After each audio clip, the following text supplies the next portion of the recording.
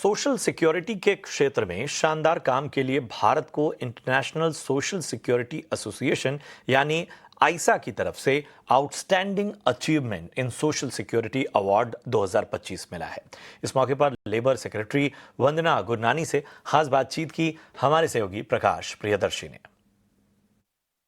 हमारे साथ वंदना गुरनानी है, secretary labour and employment, government of India. ET now स्वदेश से बात करने के लिए शुक्रिया। मैम, दो इंपॉर्टेंट मसले हैं। पहला मसला तो ये है जिसकी शुरुआत मैं आपको बधाई देने के साथ करूंगा कि इंटरनेशनल सोशल सिक्योरिटी एसोसिएशन ने पहली बार इंडिया के एफर्ट को रिकॉग्नाइज किया है। खासकर सोशल सिक्योरिटी के संबंध में अगर बात करें, आईसीए से अवार्ड मिला है। कौन कौन से ऐसे मेजर रिफॉर्म्स रहे हैं जिसको रिकॉग्नाइज किया गया है, जिसको कंसीडर किया गया है?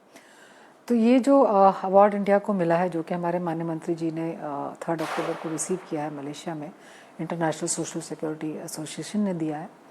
इस अवार्ड में सबसे पहले तो उन्होंने जो देखा, हमारा कवरेज के नंबर्स देखे हैं और हमारे कवरेज जो है हमारे देश में इसकी में बहुत बढ़ोतरी हुई है, क्योंकि हमारे जो ओवरऑल अप्रोच है, सिस्टम रहा है, वो इस तरह का रहा है कि हम एक कन्वर्जेंस और लाइफ साइकिल अप्रोच के हिसाब से चलते हैं।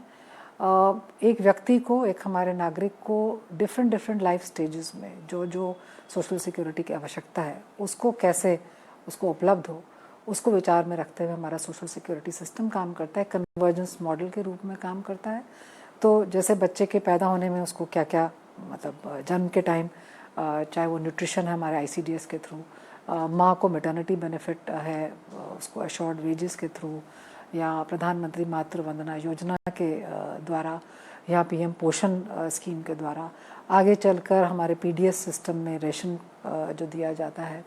कोई इवेंचुअलिटी हो तो उसमें हमारी जो इंश्योरेंस स्कीम है, पीएम जीवन ज्योति योजना है, पीएम जीवन सुरक्षा योजना है, और कई पेंशन स्कीम्स हैं। हमारी अपनी पेंशन योजना है हमारे मंत्रालय की।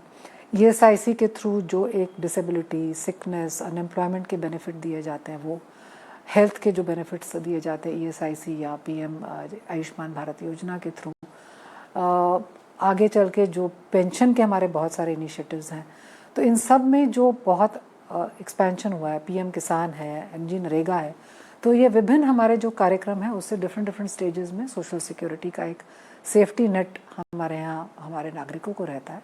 उसको रिकग्नाइज करते हुए हमारी कवरेज जो 19% से अब 64.3% बढ़ी है, उसको रिकग्नाइज करते हुए ये अवार्ड दिया गया। इसके अलावा और पैरामीटर्स जैसे कि पॉलिटिकल कमिटमेंट, जो हमारी अंत्योदय की कमिटमेंट है, लास्ट माइल की कमिटमेंट है, हमारे इंस्टीट्यूशनल सिस्टम्स क्या है, हमने डिजिटल टेक्नोलॉजी का क्या यूज़ किया है, जैसे कि हमारे यहाँ जनधन, आधार और मोबाइल जैम ट्रिनिटी को यूज़ करके लीक प्रूफ सिस्टम्स हैं सोशल सिक्योरिटी के। इन सभी को रिकग्नाइज करते हुए ये अवार्ड हमारे देश को दिया गया है। और 100% सोशल सिक्योरिटी कवरेज हम कब तक उम्मीद कर सकते हैं? तो जैसे अभी मैंने बताया कि 64% which is 94% population is 94 crore population is covered.